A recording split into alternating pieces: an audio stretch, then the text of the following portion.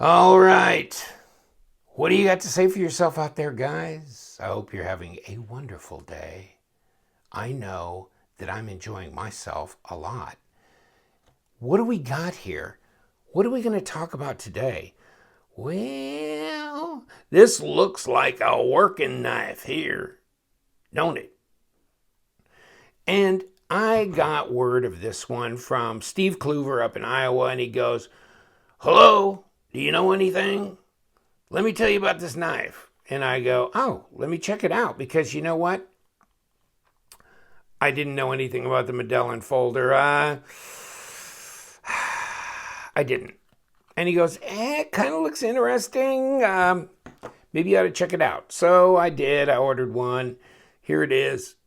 Looks like it's centered up. It's a frame lock. It's a steel frame lock knife. Okay? See where the pocket clip is?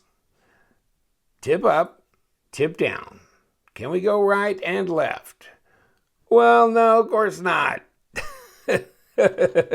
It's kind of nice when they do set those up so you can go right and left hand. But no, sorry folks. We can go tip up or tip down. I don't know how many people really enjoy tip down carry. Apparently some do because they're still doing it, right? So what's the whole point? I don't know. TES? Don't know. I know one thing. She opens right up. It's not so loose that I can flick this. I don't think I can do this. Well, okay. Yeah, you can. A little wrist action and a whole lot of prayer. Yeah, I got it open. And here we go. Made in Taiwan, AUS 8. First production run. Oh my God. Can't believe it. Okay, I guess I'm not that overly impressed with that part of it. Expat Knives. Deep carry pocket clip. So what's wrong with this knife? Not a whole lot, I guess. I mean, this is a tough, rough, tough working knife. Lots of standoffs here. 1, 2, 3. Then you got this stop up here. It looks like it goes through everything, the steel through the G10. Black G10. I'm not sure what other colors they come in right now. I don't remember seeing a different color than black, but then I could be wrong, and you can check it out online and you could let me know. So look at that lock bar. It's separated there. There's definitely separation between that and the rest of the frame there. Didn't take it apart. I imagine there's some kind of washers in there. Definitely not bearings. Don't feel like bearings to me. If they're bronze washers, that'd be nice. It's a 3.5-inch blade, and let me just throw the stats out here. I always double check, even though I get a printout from somebody. 3.5 inches, 8 3/8 overall, 21 centimeters. So 3.5 inches, that'd be 90 millimeters. There you go. Tough. This is not real easy to disengage, this frame lock, which might be a good thing because this knife is going to be a worker. It's going to be a heavy use knife. As far as folding knives are heavy use knives, which to me, folding knives are basically light to medium duty, depending on your definition of heavy use, okay? Because, a folding knife is not a full tang knife, and it's not going to take the kind of torture that a full tang, fixed blade knife will take. The usefulness of a folding knife is so you can fold it and you can put it in your pocket, so it's less obvious. It's mobile, carryable, in your pocket. So you don't want to necessarily walk around town with a big old, fixed blade knife on your belt. So I guess as opposed to that, there you go, folding knives. And, ambidextrous thumb studs, jimping up here. I was going to say sharpening choil. No, but Yeah, that's unfortunate. That would have been nice if they would have done a little bit something there. Yeah, but it's hooked up. You know what? It feels thin in my hands. And there's a reason. It's 0.375 inches. Wow. That's not much. That's 9.5 millimeters thick. What's the blade stock like, by the way? I'll get back to you, buddy. 3 millimeters. So that, yeah, it does feel thin in my hands. Sometimes I'm not, like my grip, this is 6/10. This is almost twice as wide. Now this, I can get a grip on. Oh, maybe that's why they called it the grip tail. No, but I can get a grip on this. You know what I'm saying, folks? This one, yeah, it just feels thin. It feels like maybe when you put some pressure on it, it's going to kind of cut into your fingers so much because it doesn't have that big, robust, round, contoured, nice, easy contact here. It's more thin and whatever. So, yeah, I'm not sure I'm digging that, but it's a work knife. So let's try and stay to that point, I guess. It's a work knife. And it's got AUS-8 steel blade, which, I prefer D2, and you can get D2 in a knife. Did you know that? Yeah, I'm just being facetious right now. But hold on. Because, okay, Blade HQ, right? ESEE, right? Expat Medellin, frame lock, 3.5-inch satin grind. Are you satin grind? Yeah, I guess you are. I didn't know if they had an optional stonewash, and I got the different one. $55. So $55. Okay. 8.5 or 8.3 overall, which is right, and 3.5-inch blade. AUS-8 drop point flat grind satin plain blah blah blah. Handle length 4.8. FRN is the handle material. It's not G10. Sorry about that. Did I say G10? So there you go.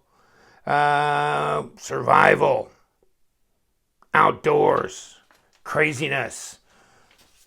And it's like, if I'm going to go outdoors, and there you go, FRN, inspired by the fixed blade. If I'm going outdoors, I'm going to get me that fixed blade.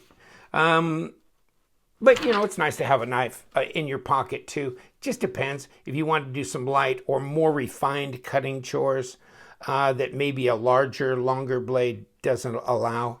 Or it's thicker behind the edge, just more for chopping or bushcrafting, and you want to do some fine work. There you go. Pocket knife. And this one, yeah, you can drop it, drag it, do what you want. You're not going to injure it because it's not that pretty to start with. I don't think you're going to do much wrong to it. Fold it back up. Boy, that's a stiff frame. Okay, so I was going to, it shut off on its own. I was going to weigh it out for you. Let's see what it weighs. This is ounces. That's not much, actually, considering it's a steel frame. Is that even right? 4.2 ounces. Come on, tell me, Blade HQ. What was your, what did they say? Crap. Next page. They keep making it. 4.1. Okay. Never mind. About 120 grams. Okay, so that's interesting. But it's so thin. I don't know if I like that. I wish they would have kind of maybe done, G10 on both sides that was fairly thick with nice steel liners. And then it would have been wider, more to get in my hands. And I'm looking around on my table going, what could they have done? Well, I mean, this is G10 with liners, right? So this would have been, to me, this is something, this may not hold up as well because it's the axis lock, maybe, but man, I've seen some people beat some hard stuff with the Axis lock stuff and it not fail. But I'm just saying, yeah, something a little thicker with some G10 on both sides. And you know, there are some out there. Yeah, this is what I'm talking about, this kind of thing. I kind of like this better. And yes, that does make it a liner lock. But, man, I think you could beat on this pretty good. Now, this dog is super heavy. Super heavy. But, you know, this is more my style because I get a handful. Here. I'll show you. Give me this. I'm just gonna look at how, see, almost 6/10 of an inch. Again, yeah. So very thin. It's kind of, you know, I'm wrapping around and around to do that. So I'm not that thrilled with it. And let me tell you, think about ESEE. Okay, ESEE. What other knife could I get and get D2 steel? Well, how about the Avispa? Right? 8.5 inches, 3.5 inch blade. There you go. How much does it cost? $38.95. Okay? Right? Now let me ask you a question. This is what's confusing me about this Expat knife. Okay? So this is a frame lock as well, as you can see in the picture. So this is a frame lock, steel frame lock, blah, blah, blah, same deal. This is $55 for AUS 8. 3.5 inch blade, 8.3. This is D2, same manufacturer, ESEE, D2, and it's $39. So it's like $15, $16, $17 cheaper, and you're getting D2. You're still getting a steel frame. You know, I've had this knife. I've done a review on this knife. I mean, if I'm going to spend the money, why wouldn't I get D2 steel and get it $17 cheaper? So I'm not sure. Why did they come out with this again in AUS 8? I don't know. Strange. It's thin in the hand, but a lot of those knives are as well. But you can do that. I mean, you know, if you want a smaller than that, what are you going to do? Okay, ESEE again.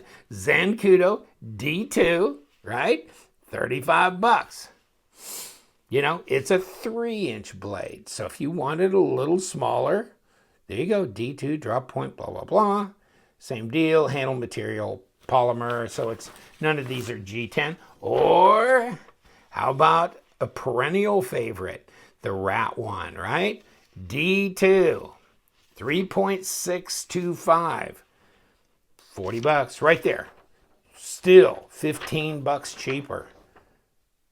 I'll tell you what, and this is a liner lock, and I like this, and I don't know that it's any fatter cross. It's fairly slender too. Now, it's 0.51, so 0.36 to 0.51, I like that Rat one. I do. Oh, I like that Rat 2 and D2 as well. Man, that's really good. This one, I kind of could take or leave. In fact, I think I could leave. Not that... I'm not sure I get it. If I'm missing something, let me know. Okay, so yeah, it's relatively sharp out of the box. And it shouldn't be too difficult to sharpen and maintain. And the blade shape, I mean, the overall design of this knife, I like better than the Avispa. I like better than the Zancudo.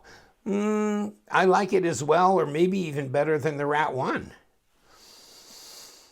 Put D2 on it, fatten it up like the Rat, and make it a liner lock, and I think you got a winner. Until then, yeah, I can miss on this one. I'm sorry, but I can miss. I mean, you got chimping up here. You got no forward position to go here. And I don't know that you really have all much. Yeah, they're never really kicking it with the choil part on any of these knives. I don't see any of them that really have much of a choil. But, yeah, And, you know, I think the rat, you can go right and left hand, tip up and down. So, yeah, you know what? I'm going to say, too bad. Close but no cigar. Not my knife. I really like the overall design. And if it was a little thicker, the ergos are basically thought out and well done there. And thank God it has some height here, because it does help make up for what it lacks here. But still, nah, it needs to be thicker. It needs to have D2, especially for 55 bucks. What are you doing? I mean, 55 bucks, man, I can get VG10, right? I don't know. I mean, this doesn't have bearings either. This has got bronze washers, but still. Thicker, VG10, easier to function with, I think. And, oh yeah, hey, how about this? Ceramic bearings, D2 steel blade.